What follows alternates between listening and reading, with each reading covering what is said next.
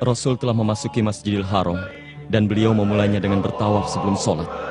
Beliau melakukan tawaf 7 putaran dengan mengendarai untanya dan para sahabat mengikuti. Kalau begitu, ayo kita bergabung dengan mereka.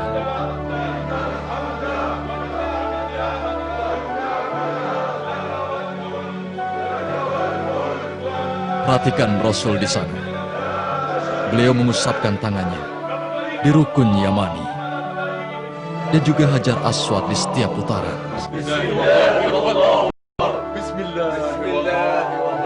Dan dengarkan mereka mengikuti apa yang beliau ucapkan sebagai ungkapan rasa percaya apa yang beliau katakan dan rasa keimanan kepada Allah.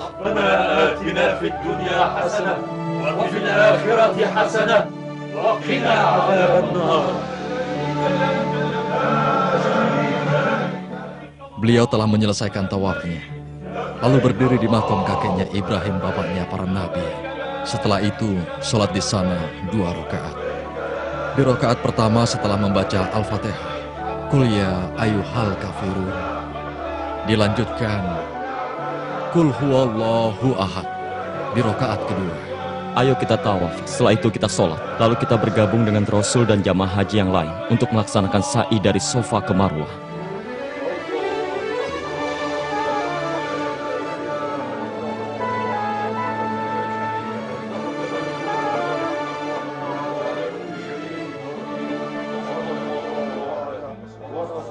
Jelaskan kepadaku, Bu, mengapa Rasul berlari-lari dan berlari dari Bukit Safa ke Bukit Marwah, lalu kita mengikutinya? Ampuni dan kasihanilah aku ya Allah. Engkaulah yang maha perkasa dan termulia. Ya Tuhanku, ampunilah dan kasihanilah diriku. Melakukan ritual sa'i dari Bukit Safa ke Marwah untuk mengenang berlari kecilnya Hajar, istri dari Nabi Ibrahim alaihissalam, ketika beliau mencari air untuk bayinya yang bernama Ismail. Oh begitu, sekarang aku mengerti. Aku pernah mendengar seluruh kisah itu.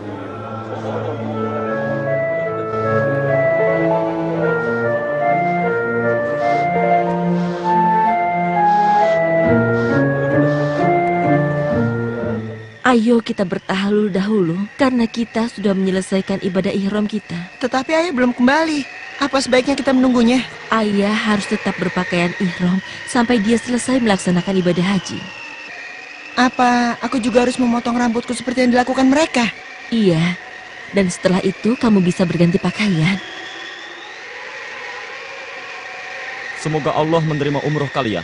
Dan bagi siapa yang hendak berhaji bersama Rasul, hendaknya dia bersiap-siap esok untuk menuju Mina untuk menyelesaikan ibadah hari Tarwiyah bersama Nabi Muhammad SAW melewati padang Arafah. Kita berwukuf di sana pada tanggal 9 Zulhijjah hingga terbenamnya matahari. Dan wukuf ini adalah rukun haji yang paling penting karena haji adalah wukuf di Arafah. Setelah matahari terbenam, Nabi Muhammad SAW singgah di Musdalifah, bermalam di sana dan sholat subuh di sana. Kemudian berangkat ke Mina dan di sana kita melontar jumroh.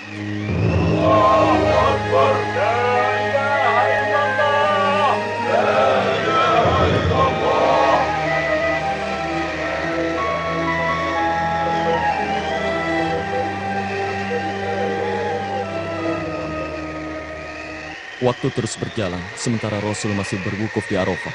Beliau menghadap ke kiblat dan berdoa kepada Tuhannya, tidak bercakap-cakap dengan yang lain.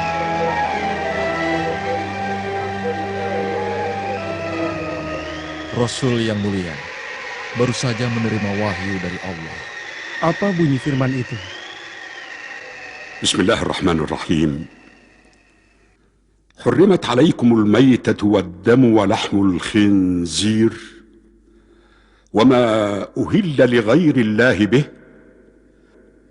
والمنخنقة والموقوذة والمتردية والنطيحة وما أكل السبع إلا ما ذكيتم وما ذبح على النصب وأن تستقسموا بالأزلام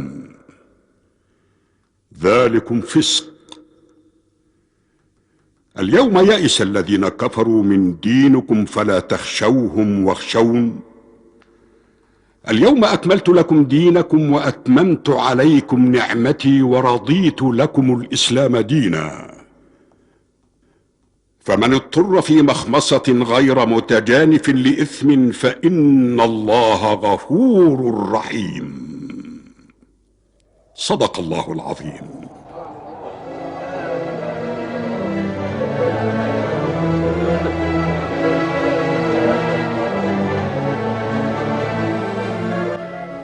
Lihat ya, Ya, Rasul sedang turun dari untanya Qaswah dan Rasul sedang memanjat bukit itu. itu memang benar anakku. Sesungguhnya beliau hendak menyampaikan khutbahnya kepada kaum muslimin. Ayo kita ke sana. Kita harus mencari tempat untuk mendengarkan khutbah beliau. Ayo istriku, kita jangan sampai ketinggalan. Wahai kaum muslimin, ayo berkumpullah untuk mendengarkan khutbah Nabi Sallallahu Alaihi Wasallam.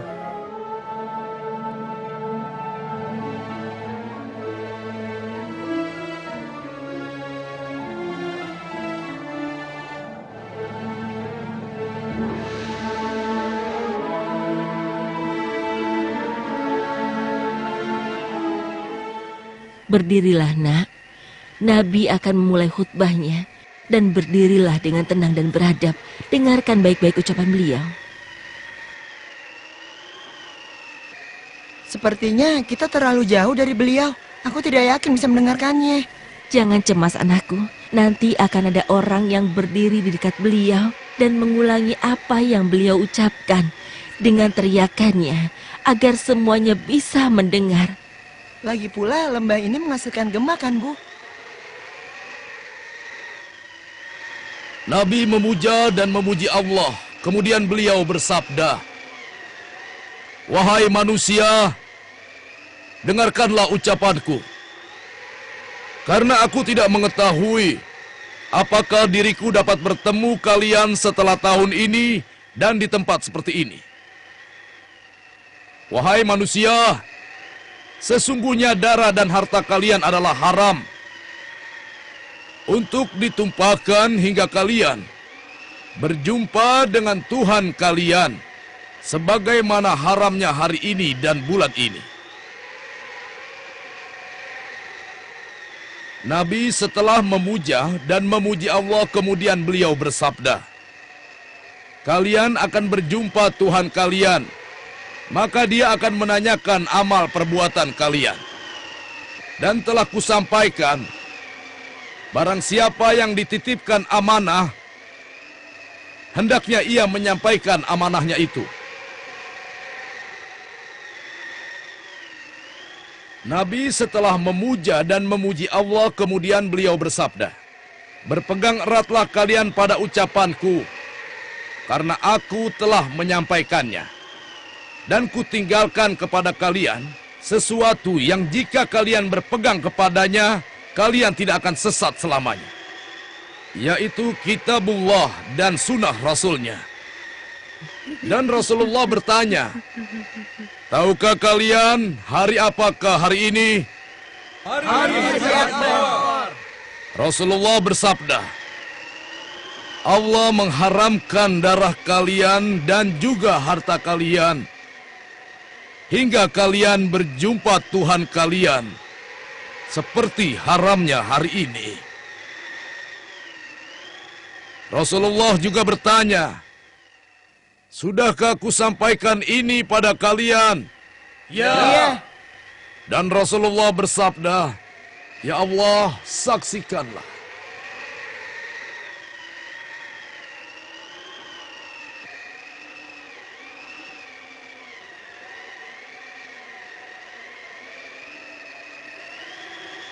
Ibu, Ayah, betapa besar pengaruh khutbah Rasul pada kalian ya. As-Siddiq menangis dan mengatakan bahwa dirinya merasakan risalah Nabi sudah selesai dan hari-harinya semakin dekat. Demi Allah, inilah hujatul Islam yang mana Allah sempurnakan saat itu agamanya. Dan juga Hujatul Balag, yang mana saat itu Nabi menyempurnakan tablignya kepada manusia seperti yang Tuhan perintahkan padanya. Rasulullah Shallallahu Alaihi Wasallam mengizinkan mereka yang lemah fisiknya, laki-laki atau perempuan, untuk berangkat ke Mina lebih dulu. dan melontar jumroh sebelum fajar tiba untuk menghindari desak-desakan.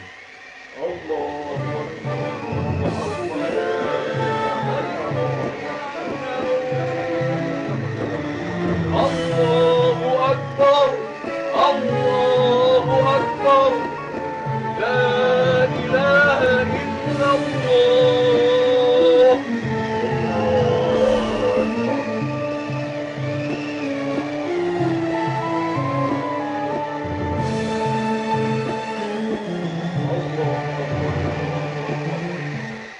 Rasulullah bersabda, "Ambillah dariku tata cara ibadah kalian.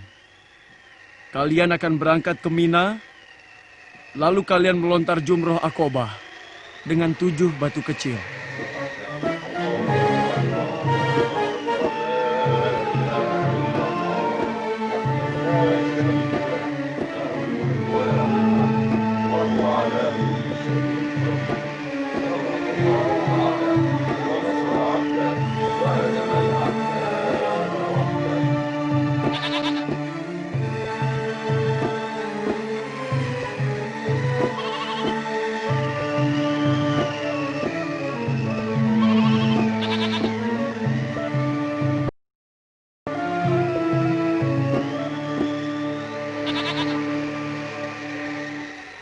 Semoga menjadi haji yang mabrur dengan izin Allah. Jauhkan domba ini agar dia tidak menyaksikan temannya disembelih.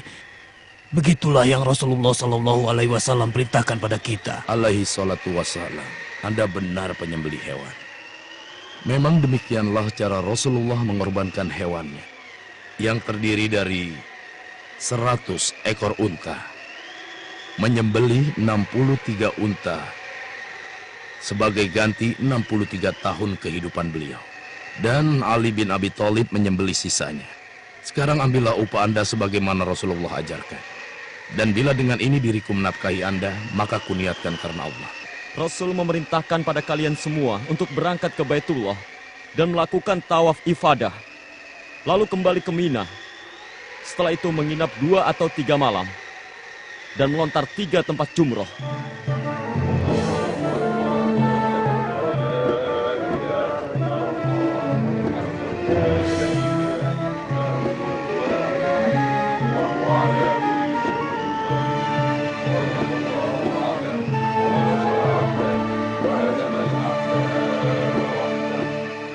Rasul Shallallahu Alaihi Wasallam telah menyelesaikan hajinya, dan setelah ini beliau akan segera kembali ke Madinah.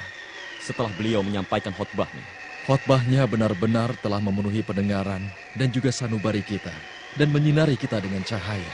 Ada apa gerangan? Sehingga beliau mengulangnya, khususnya tentang syariat.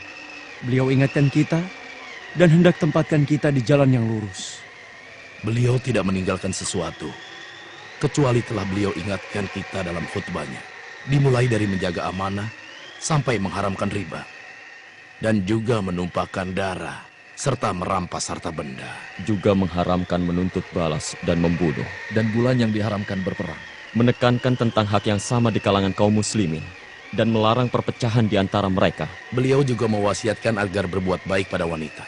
Kenapa beliau mengatakan kepada kita, barangkali diriku tidak akan bertemu dengan kalian setelah tahun ini, tepat pada hari ini, dan juga bulan ini. Maha suci Allah, bukankah termasuk rukun iman mengimani hal yang gaib?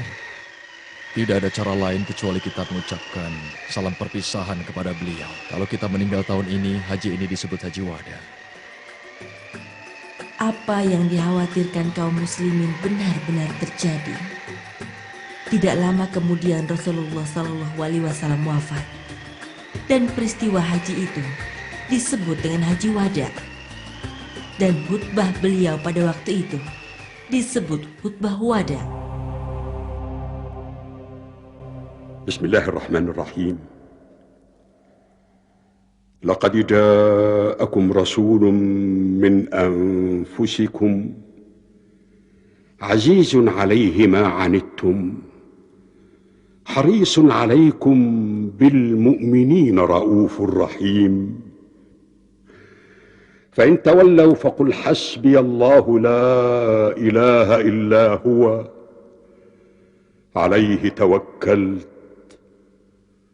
وهو رب العرش العظيم. صدق الله العظيم.